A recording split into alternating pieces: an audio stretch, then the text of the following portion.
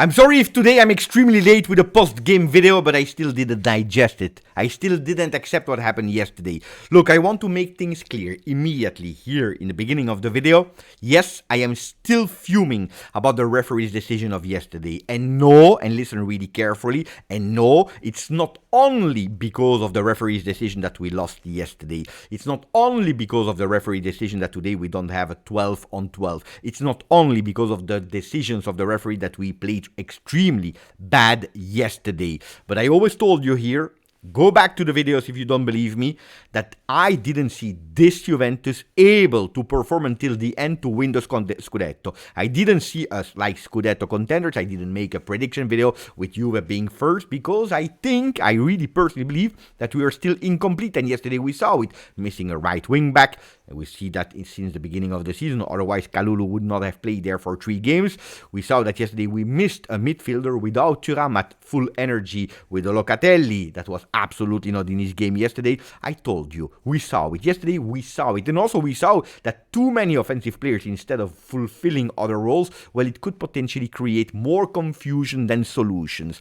I kept repeating here that Verona would have been the most difficult to prepare physically and mentally. Of course it would have been. Of course it would have been. Because we come from Inter, we come from Dortmund. Enjoyable games, huh? Of course, enjoyable games. You win against Inter 4-3.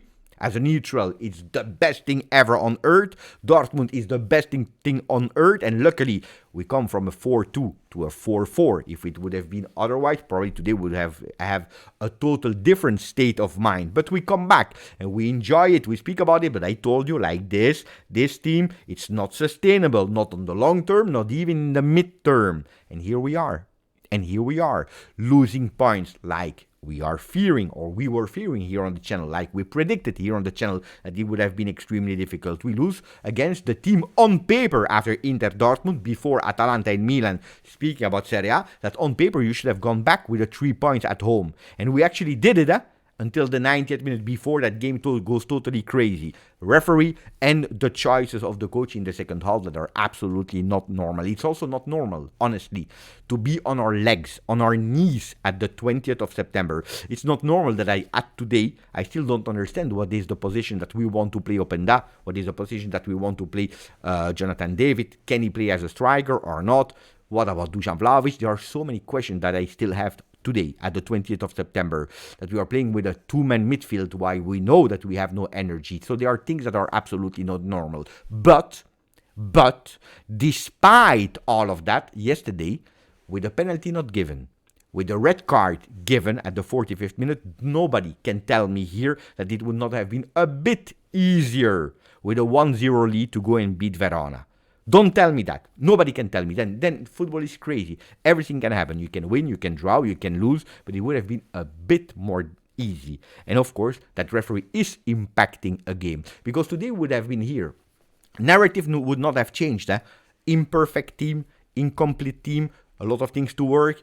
Pay attention to your starting lineup, to the sub that you are making, to some strategy that you are putting technically, tactically, the players, what are their coach managers is still not working at the moment. We would have said exactly the same, but with a 12 on 12. And it's even more important having 12 on 12 when we know that this team is probably not as strong as Napoli, probably not as strong as Inter. Pay attention to a Milan 9 on 12 that is actually with 1 game a week. Yesterday they were running, because they started even the preparation in the summer with 2, if not 3 weeks before Juve, because they were not participating to the Club World Cup. So having 12 on 12 would have been extremely important. Now, 10 on 12. 10 on 12. 0 losses, 3 wins and 1 draw.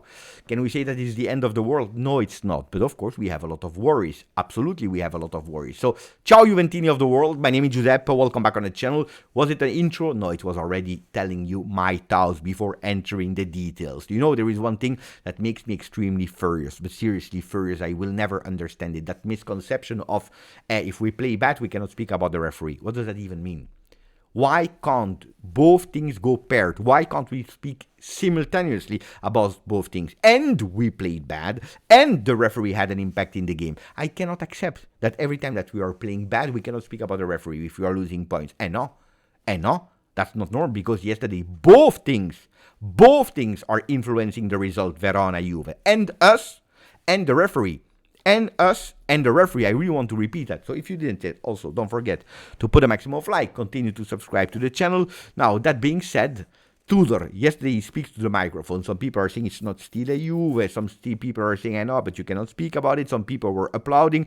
I yesterday applauded. I applauded for two things, because first, he said it, and secondly, he didn't say it's only because of the referee that we lost yesterday. He said it, the subs didn't work out. We were not fresh enough. We had no energies. A lot of things didn't work out. A lot of players were not in their game. We understand it. We move on. We have to work. We have to rest now and focus on the next games. We know it. So he didn't take the excuse, the alibi, it's only about the coach, it's only because of that. No, he said both things, which I totally agree with. Now, what can I do with the referee that is being sent to Serie B, to a penalty given against Dortmund that actually is putting us on a 4-2? Maybe we would have won that game. I don't know. And then UEFA is saying, but there was not a penalty. I can do nothing about it. It's too late. I can't be happy. It's 1 week. We are losing potentially 4 points in 2 games because of referee decision. It's a lot. So at a certain moment, I go pissed off. And it's an absolute joke that I'm obliged to see Orban with the MVP trophy. Orban that should not have been there. Go back and watch it. How on earth can you tell me that this is not a red card? How on earth can you tell me a referee that needs 2 minutes and 10 replays to watch if it's a penalty or not, going on the microphone, the first thing that he's saying, clear handball? And not because otherwise 1 time, maybe 2 times were enough to watch at the monitor before telling me it was a clear handball, especially if everyone is saying it's not a penalty because the player, it's a ball that is coming out of nowhere, is actually retracting, closing the arms instead of going open. It's absolutely not a penalty. Guys, uniformity, this is what Tudor is asking, this is what we are asking here on the channel. The game on itself, look, the choice of Tudor in the beginning of the game. Is there something wrong with the choice of Tudor? According to me, not a lot.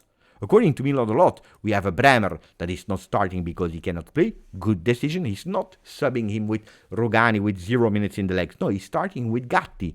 He's playing João Mario like the entire fan base was asking. He's playing with Cambiaso. He's playing with our best central duo. That is not co-partners. That is not McKennie. That is Locatelli, Thuram. He's playing with the most informed striker that we have, Dusan Vlahovic. He's playing with Kenan Yildiz. He's playing with Conceição. Conceição, the MVP of Juve yesterday for what he did as long he had some minutes. So about that starting 11, I have nothing to blame to Tudor. What I blame is probably in that first half, the players.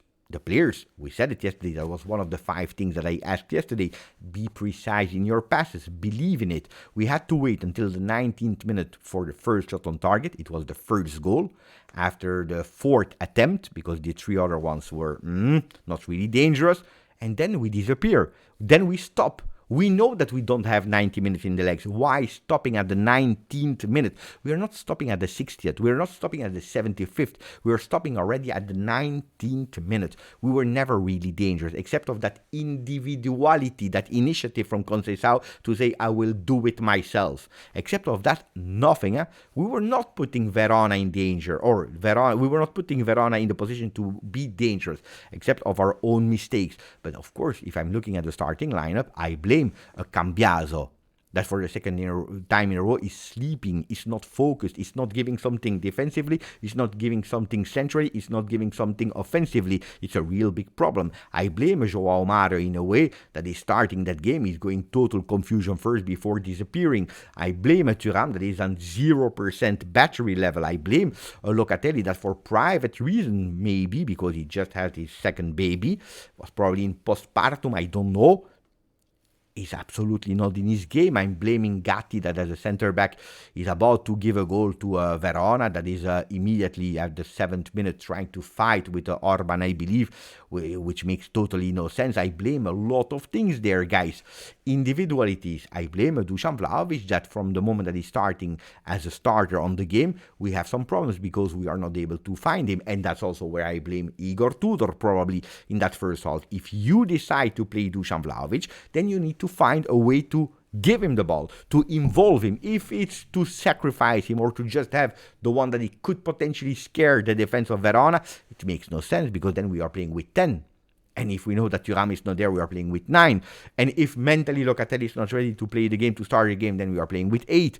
Guys, ragazzi, then it starts to be extremely difficult. On top of that, we are not playing against 11, we are playing against 12, because don't forget the referee of yesterday. And then the subs are even worse. Koopmeiners is doing even worse than Locatelli. Locatelli, until that moment, had 87% pass accuracy. Koopmeiners, for 45 minutes played as well, comes in with 78%. So he's doing more mistakes than a Locatelli. Yesterday, he was too slow. Too slow in that midfield of an aggressive Verona.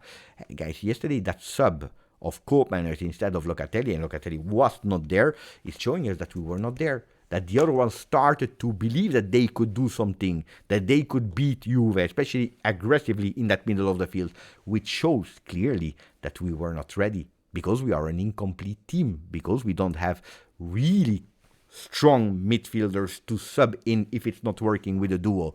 Yesterday, Openda, he comes, where is he playing? As a left wing back. Is that the position of Openda? Jonathan David, where is he playing? On the right side in the middle of the field. Go and watch the heat map of Jonathan David. That's not why we signed Jonathan David. You know it. It has never been the player that I would have bet a lot on to be the star of Juve, but I would love to judge him as a number 9, not as a midfielder, because then we have some problems. Jegrova wanted to do too much. We understand why he's not starting games now. I hope it's clear for everyone that wanted to see him from the start of the game. But yesterday it was really, really, really bad in that second half. And there, Tudor's choices, influences that maybe was believing and hoping in a miracle. Goals from the bench. Well, yesterday it didn't work. Like we said, it will not always be solved at the 96th minute by someone that you are entering, because yesterday it was really the ball there and inshallah. But you know what was really scaring me? What was really, really, really scaring me was at a certain moment where you have a Kalulu Kelly in the back of the defense without too much pressure. Bad pass from Kalulu. Kelly is not able to control. He's putting it in. Corner kick. Here the message was clear. The message was, hey, beat me. We want to go home. Let's close the game. But in your favor, not in our favor. For the first time this season, I felt that the other ones could win and not Juve could win that game. Then, if you tell me, and that's the biggest worry, that Bremer was not playing yesterday, then at the end of the game, small training session after the 90 minutes, he goes on the ground with 4 doctors around him, with Kostic that is extremely worried as well looking at him.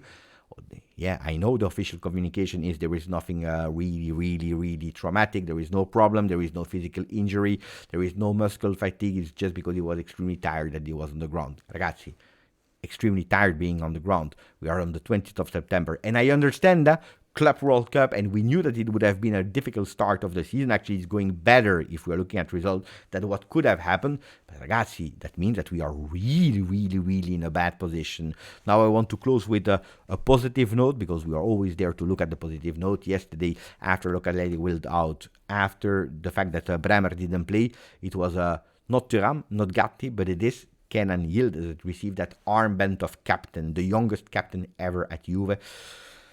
It's already 3 years that we didn't have a number 10 with a captain band. Guys, you can speak how much you want about it. For me, it's a fantastic decision that shows a lot. Shows a lot. Shows the maturity of the player. Maturity on the field, off the field. It's a phenomenon, guys. It's totally deserved. I'm extremely happy to have been seeing that. I hope that we can see it more and more, and this time also with victories, seeing him lifting the arms in the air with that captain band here. What a player. Totally deserved. Too early? Absolutely not. Guys, it's not the age that makes the difference in the world, but whatever, not only in football. It's the maturity. If you enjoyed that video, put a maximum of like. Don't forget to subscribe. A few days of rest before playing Atalanta Juve, that at the moment Atalanta is winning 2-0. Grazie, forza, Juve.